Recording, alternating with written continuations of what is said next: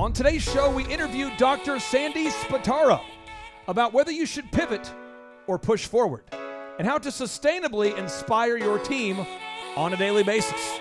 We also talk about our shared love for WKRP in Cincinnati, and we discover that the PhD does not watch Full House. You got it, dude. Get ready to enter the Thrive Time Show. We started from the bottom, now we hit.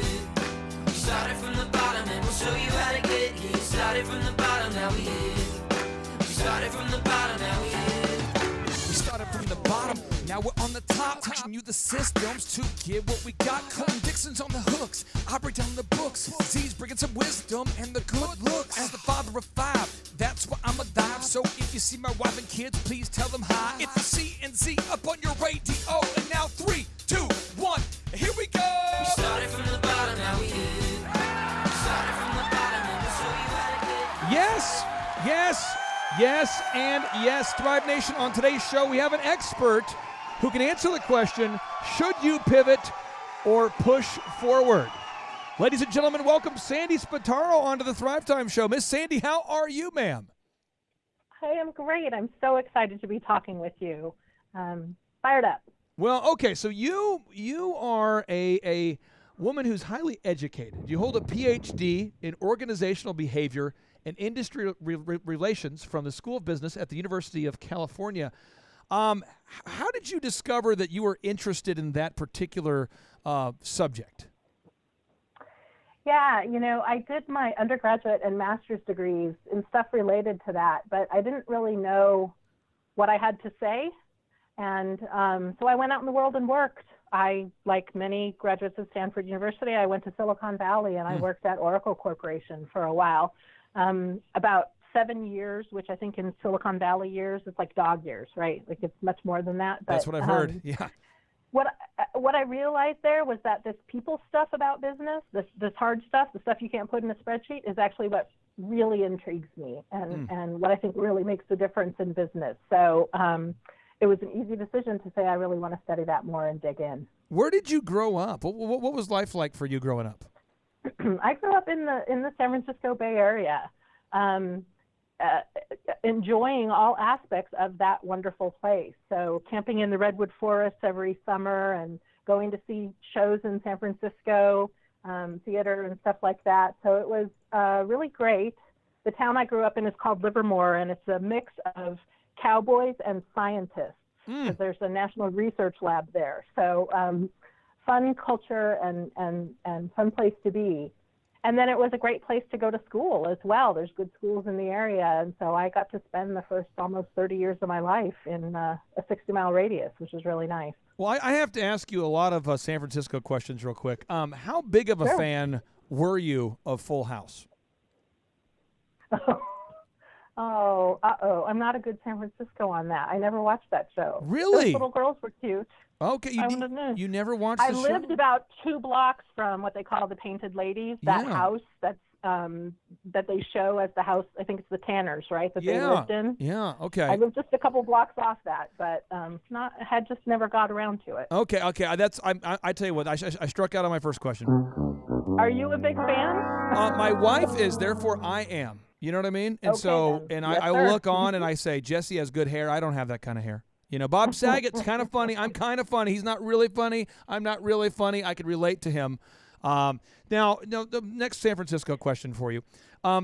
Buck's Restaurant in San Jose. Uncle Buck's, the restaurant there. Have you ever been to Buck's on Woodside? No, I don't know it. Gosh, I haven't lived in the Bay Area for the last almost 30 years. Okay, I'm over 2. I don't know it. This next one's going to heat up. What is your opinion of the San Francisco Giants and or the 49ers? Do you care? Do you care? I am. I've become a much bigger fan of the 49ers since I left. I grew up as an Oakland Raiders girl because I'm an East Bay person. Raiders. I've been a Raiders fan since birth. You seem... And still bleed silver and black. Just win, baby. But really excited about the 49ers. My parents, who had 49ers season tickets for over 20 years, they now live in St. Louis, kept all their Christmas decorations up through the Super Bowl because, they were winning. While the Christmas tree was up, exciting so year for you guys. It's exciting year for you guys. That's it. Yeah. Garoppolo, man, you're gonna. Yeah, I think you guys are gonna be good for the foreseeable future. Now, my final San Francisco related question. Then we'll get into the good stuff here. Oracle. I have only met a few people that have worked for Oracle, and I have been told that this dog years philosophy of Silicon Valley is very true. But I wanted to ask you, as much as you're comfortable sharing, I mean, what kind of hours were you keeping working there? Why do people say it's so hard to work in that kind of environment? Yeah, it was exciting and thrilling. And, I did my first work all-nighter at Oracle, not in college. I mean, we worked really long hours. I remember this dates how old I am, when Johnny Carson was retiring from the Tonight Show, it was like a race to get home by 11:30 for the opening monologue. Wow. There were long hours. Yeah. That said, we were all 20 years old. Who cares? You can work 24 hours a day when you're 20 years old. It was fun. It was great fun. Well, my understanding is now is you are the co-CEO and the co-founder of Inspire Corp, an all-woman-led professional strategy firm and an associate professor of management at Northern Kentucky University. You have a lot going on. What do you do here at Inspire Corp? What does this company do? Yeah, Inspire Corp is, like you said, a woman-owned firm, but we maintain that inspiration is the difference maker for people at work. We all deserve to be inspired by our work. Furthermore, we've written a book called Dare to Inspire that it gives the step-by-step for how to get there. So we really work with companies, we work with teams, we coach individual leaders, we work on cultures to help people thrive through inspiration, to really bring that into their everyday practice. Where do most businesses lack inspiration? I mean, give me let's just say that the guy listening right now, the lady listening right now, she owns a yoga business of some kind, okay? And he owns a stereotypical automotive repair shop. And she maybe also owns an automotive repair shop. If you go into these businesses, the yoga place, the automotive repair shop, where are most people missing the enthusiasm? Where do you see it getting weird? Yeah, so what's interesting is each of us has an individual inspiration fingerprint. Like what gets us fired up is different. I think not by industry, it's even more granular. It's by individual. Truth. And so where people miss it is just not being aware that it's a brass ring there to be grabbed. What you got to do is sit down and look inside yourself as to what gets you fired up. And the book takes you through 18 what we call engines of inspiration that spark inspiration for you, and then make it a practice, right? We used to think about inspiration as this thing of, oh, I hope it will come visit me for a 30-second period, right? And then my life will be different. Now it's something that you can say, all right, I'm going to bring this into my life deliberately. I'm going to have it on demand. I'm going to make it last. That's the difference maker. Do you prefer to be called Dr. Sandra or Sandy? What do you want me to call you? What's cause you're so educated. I'm so not educated. I want to find the middle ground. What do you want me to call you?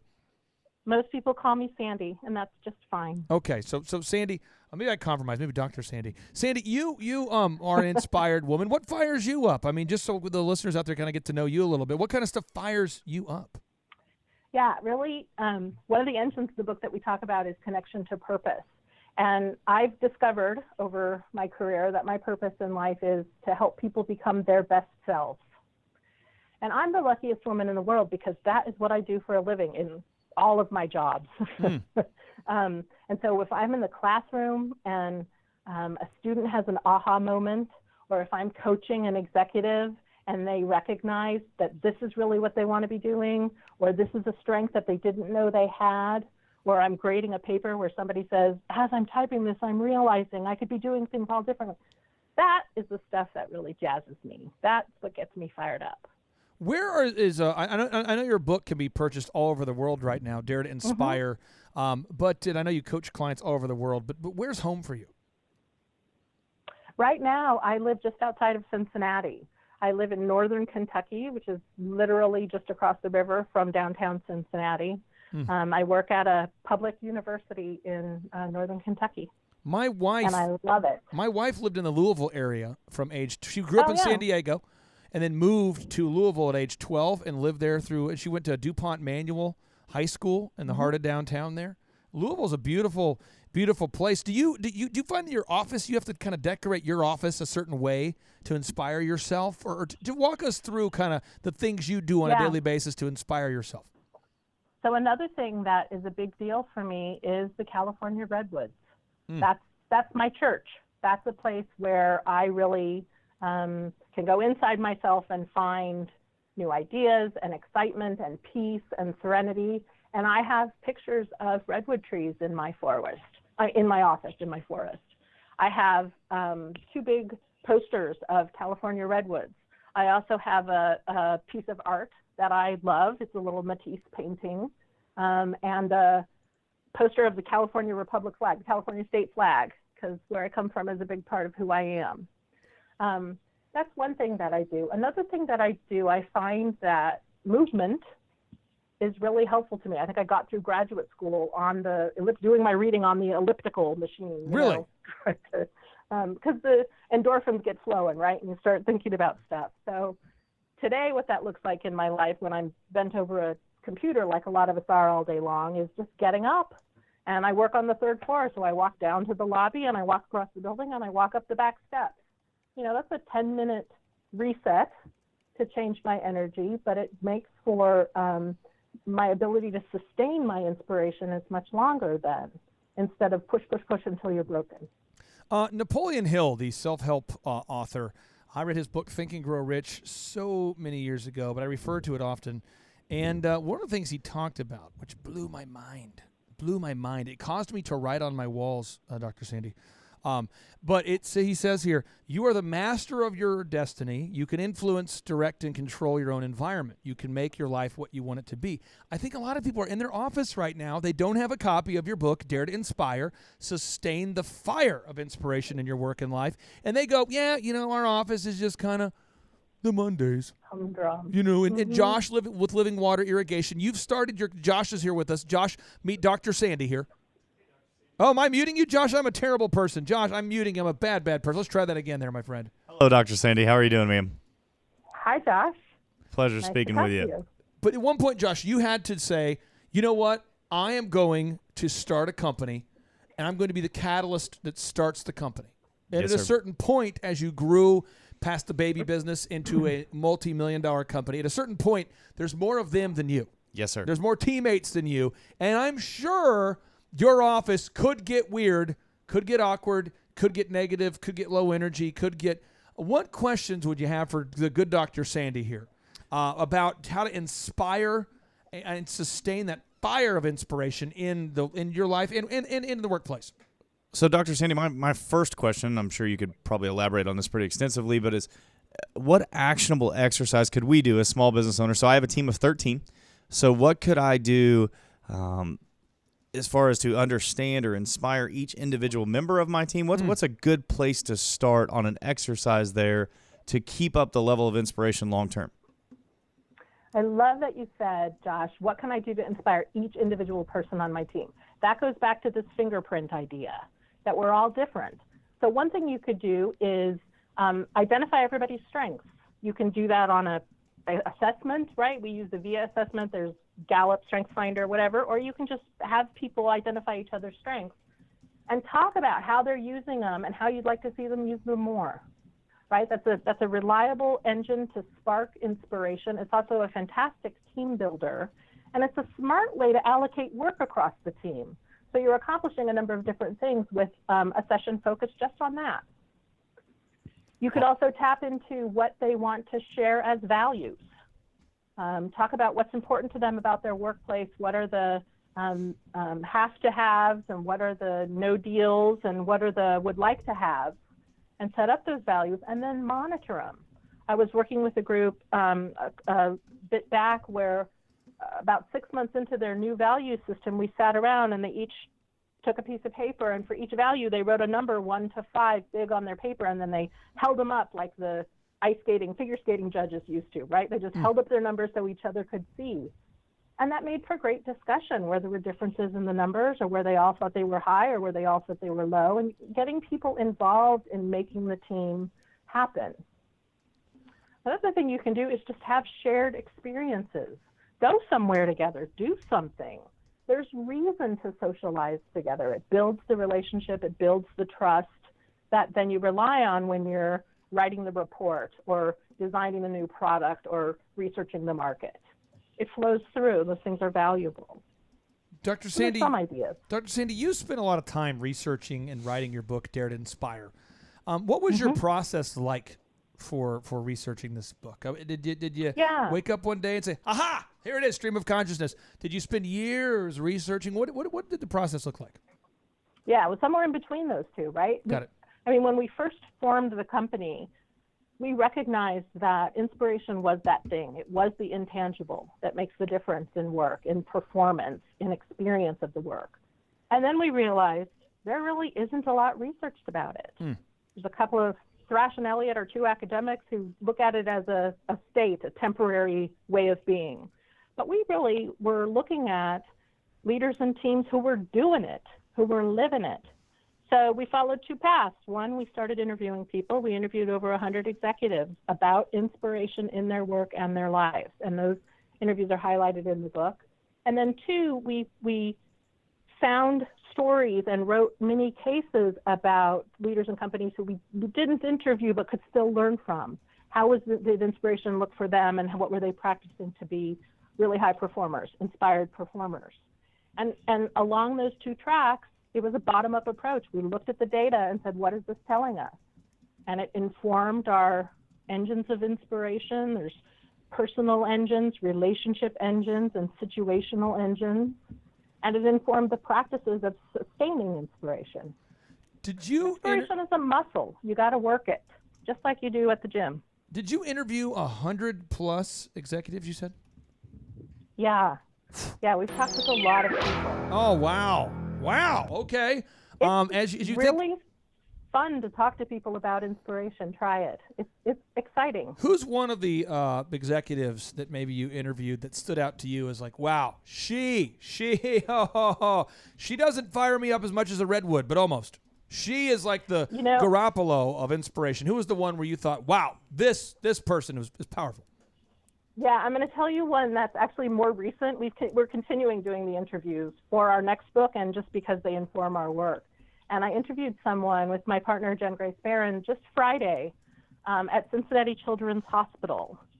Is the director of diversity and inclusion there. And she's the leader we all wish we had. She's really inspirational. And the stories that she told us from her work and her life of how she lives inspiration mapped to what we have in the book. So it was nice reinforcement in that way, and also just gave us new ideas. You know, when you talk to a person and you just get those chills, you get the goosebumps? It was that story. And it's because she's living her values and working her values. That the diversity and inclusion stuff that she does is really important to her. And she's got a big job at a big employer in Cincinnati, and she does it out in her community outside of work because it's so meaningful to her. She can't get enough of it. That's inspiration.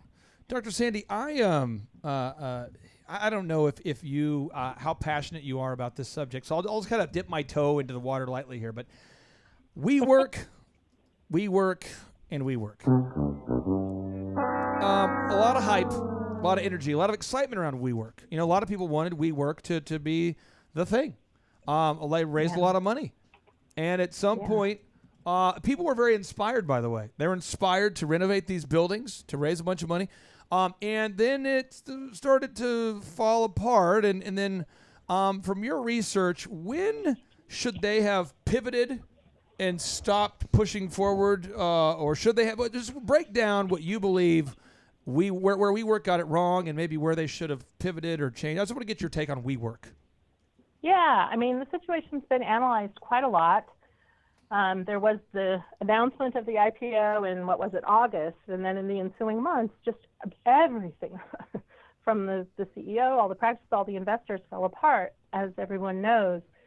So before the announcement of the IPO, is my answer to that, they were in a situation where, like you said, they were working toward this one goal, toward maximizing their valuation for an IPO.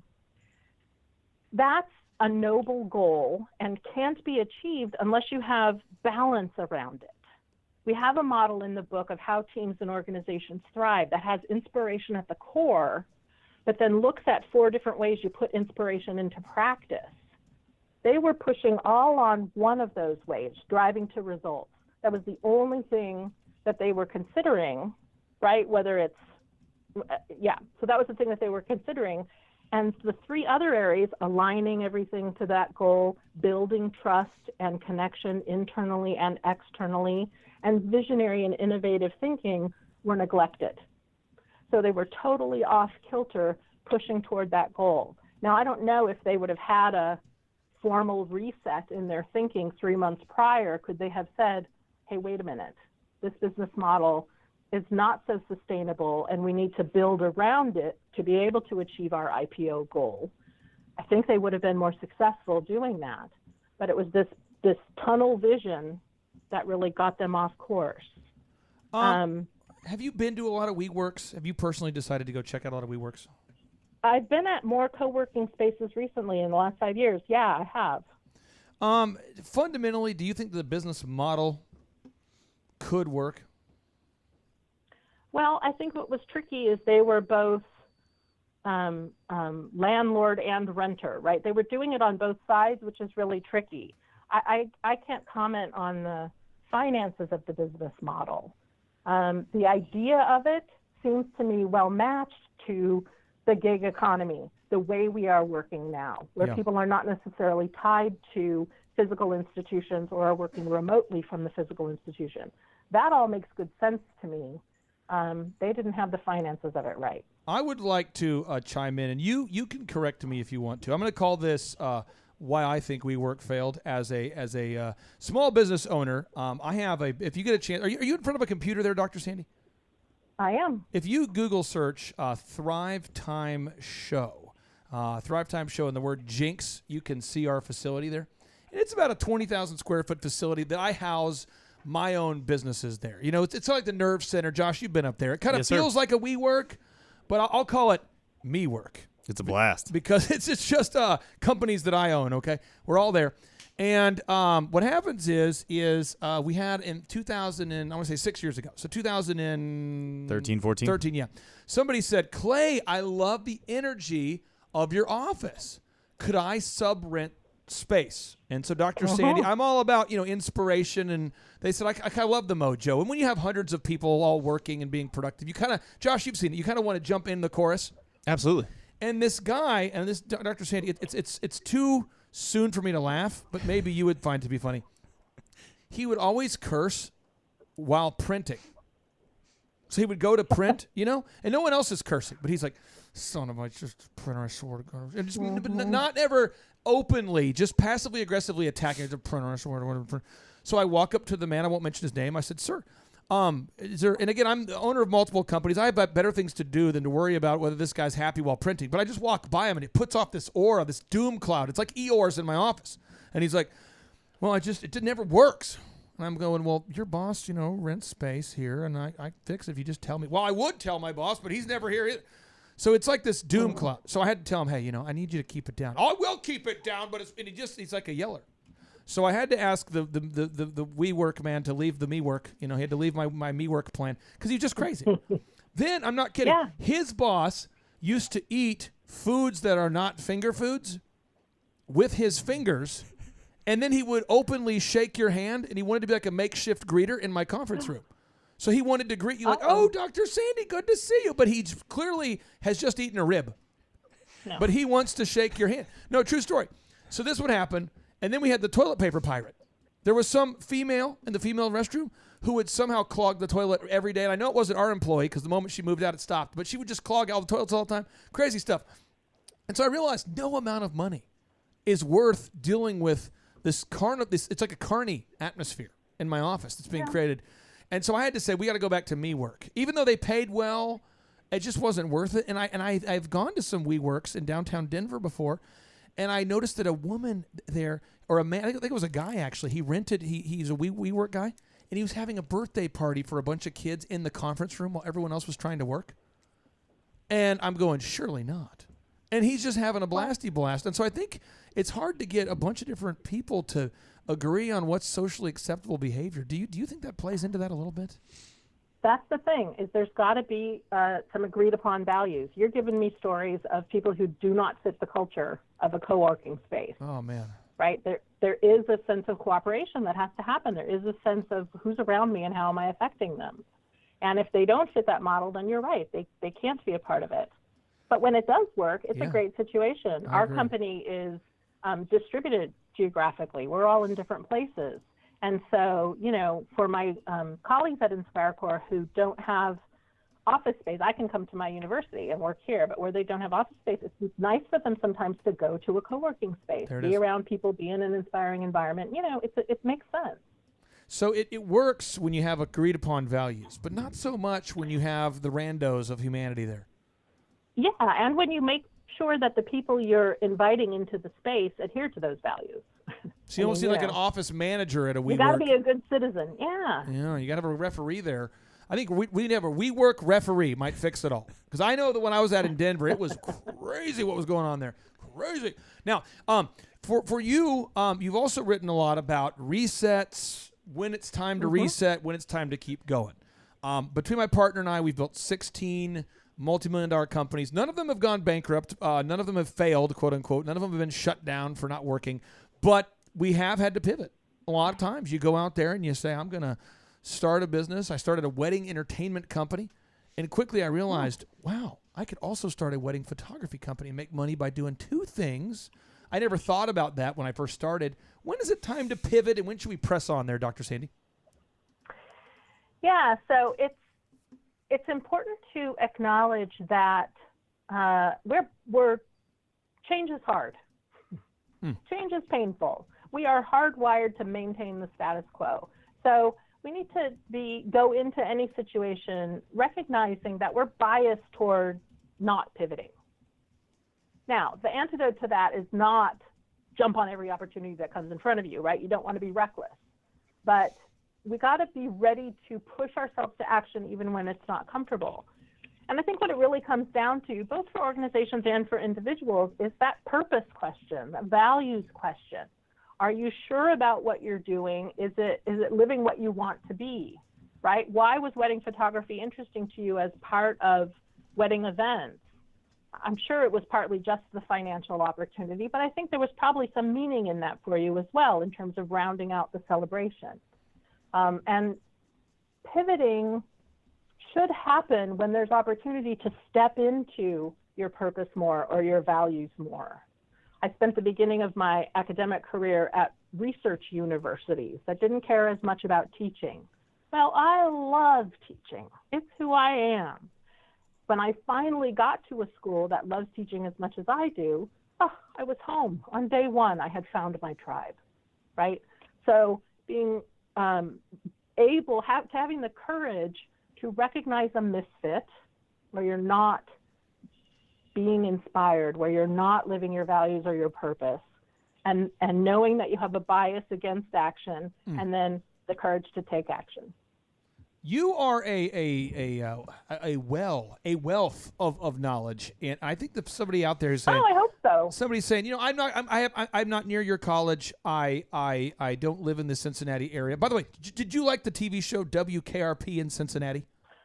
Oh yes, that's a staple in my growing up. Absolutely, every Thanksgiving. I was swinging and missing there on some of my earlier guesses, but I thought you might like Fuller House. I thought you might like Full House, not so much, but you did like WKRP in Cincinnati.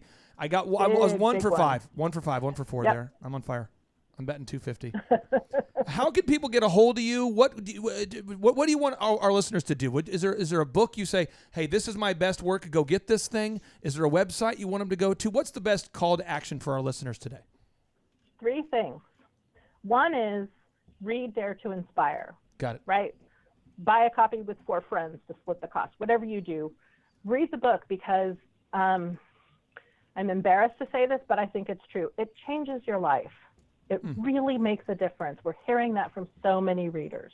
Read the book. Go through the book. 2, check out InspireCore. There's a number of different resources on our website. It's on our website. It's inspirecore.com. Got it. There's great resources there. You can take a quiz to see how inspired you are in your work and get some feedback on that. And certainly folks are welcome to reach out to me personally. My email is sandy@inspirecore. It's pretty simple. So I'd love to hear from folks. Happy to answer questions and talk things through. Sandy, I really do appreciate you joining us today, and I cannot tell you how much we appreciate your time, and I hope you have a great rest of your day. Stop what you're doing and think about this for a second. What would happen if your company was suddenly able to generate exponentially more quality sales leads?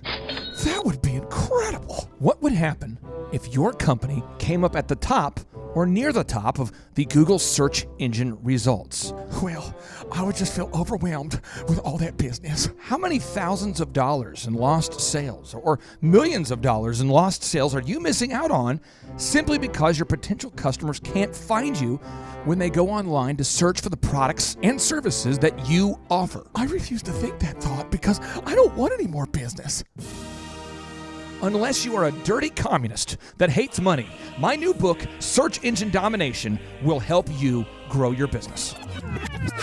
In my new book, Search Engine Domination, we will teach you the specific steps that you need to take to dominate the search engine results. What do you mean by dominate? You see, in my new book, Search Engine Domination, we will teach you the specific steps that you need to take to dominate search engine results. Download your free ebook copy today at thebestseobook.com. I repeat, that's thebestseobook.com. My name is Amy Baltimore, and I am a CPA in Covington, Tennessee. I've been working with the Thrive team now for about a year. One of the first things that they did was to update my website and my search engine optimization. I prior had a website, but I was not being found on Google, and all of my new business was coming through referrals from friends, family, etc. And right away I started to see results. People were calling and coming in saying that they found me on Google. They just Googled CPA near me, and there I was at the top of the page. And so it's been a great help to my business. Again, you can download your free ebook copy today at thebestseobook.com. Hey, this is Dustin Huff. I'm with Keystone Harbor Marina. We joined Thrive back in January and have been working with these guys for about 7 months. During that time period, we have moved up our Google rank through reviews and SEO processes that we've compiled through these guys. Our leads have gone from about 4 a week to now 165 a week. So the process works. I will tell you from experience, once you begin, you have to stay with it. As long as you continually do this week in and week out, month in and month out, you'll continually grow. The system works, but nothing works unless you do. You've got to take some action. Download the ebook for free today at thebestseobook.com. Hello, my name is Daniel with Daniel's Heating and Air here in Amarillo, Texas. The way Google has affected my business, we have got a lot of calls from Google. Right now it's July, and we've had the best month ever. And it took us about 8 to 10 months to get on top of Google, and I'm glad we did. Remember, nothing works unless you do. You have to go to thebestseobook.com today. Download the ebook for free. Just download that ebook for free, and you'll be off to the races. Hi, my name is Christina Nemus. I'm the owner and operator of Angel's Touch Auto Body and Detailing in Bourne, Massachusetts. We have been working with Thrive and their coaching for, say, 8 to 9 months, and it took us about 6 months, 5 to 6 months to get on the top of Google, and with their help with the website and marketing, and the SEO and retargeting ads with Google, and it has been phenomenal. We just have light and day business coming in, phone calls coming in, walk-ins, referrals. It's just through the roof, and we couldn't be happier. At the moment, we are up 50% this year from the previous year, and not only is that part of our own hard work and diligence, but also with the help of Thrive and what they've done for us and getting us on the top of Google and, you know, all their knowledge and coaching. And yeah, so super grateful, super pumped to see what the future holds for all of us. Thank you. This is your year to thrive. Success you will find. Today is your day, and now is your time. Lazy hands make for poverty, but diligent hands bring wealth. Proverbs 10:4. I'm here to tell you, you can do it if you can just motivate yourself. 12 the masses had to cut off a few, so on the daily you and I could rendezvous. A misshapen tree that I had to prune. I had to make cuts to be here daily at noon. So like a tidal wave, a knowledge monsoon, I could rain on the parades of those who doubt in you. Are you the next Rockefeller or the next guru, or the next Dr. King who's changing the rules? Walls are in your way, will you run right through? Like a running back, forth the one, it's up to you. I remember my days back in the dorm room, tuned to the gloom like the temple of doom, overwhelmed with the doubts that try to consume my hope for the future that I could pursue. But from the mountaintop now I can conclude that you have what it takes if you want the view to. This is your year to thrive. Success you will find. Today is your day, and now is your time. It's your year to thrive. Success you will find. Today is your day, and now is your time. This moment is profound cause you're above the ground. Your road might have been rough, but what you got now is now. We're here to pick you up and to even show you how, but you gotta be resourceful with that old plow. Started from the bottom, but I worked my way up, cause by 4 a.m. I always been prayed up. Rise and grind, now's your time, don't dare let up. You gotta get it, don't quit it till your seeds grow up. This is your year to thrive. Come on. Success you will find. Yes. Today is your day, Somebody say, and now is your time. it's your time. It's your year to thrive. Come on. Success you will find. Today is your day, and now is your time. It's your time. We all have a wish and we all want to win, but we cannot begin without self-discipline. If you fall on your face, get yourself up again. Attach yourself to goals, not fail with the friends. When the storms get rough and they scatter and leave, you only be there with yourself and what you believe. We believe in you, but not as much as God does. If you're going through hell, He's got nothing but love. Apply what you learn, increase what you earn, and in due time you have money to burn. Apply what you've learned, increase what you burn, and in due time you got money to burn. Sing it. Apply what you've learned, increase what you burn, in due time you got money to burn. Sing it. Apply what you've learned, Sing it. increase what you burn. Yes. In due time you got money to With this biblical miracle, I look to shout down the doubters. Kill the weeds that be killing your dream flowers. Empower you to devour all the obstacles that make your sweet dreams sour. As for me, I used to stutter, but now I'm on the microphone smooth like butter. If I can do it, I know you can too, but you must stick to it like postage do. And while Merton's on the chorus, singing what he sings, I encourage you to dream big dreams. Today is your day, Today's your day, and now is your time. It's your time. This is your year to thrive. Sing it. Success you will find. Today is your day. It's your day. And now is your time. It's your time. Today is your day. Come on. And now is your time. Sing it, Martin. Today is your day. Now is your time. I realize I can't sing like that, but I can talk and play the woodblock. Okay. If you guys need me, I'll just be over here.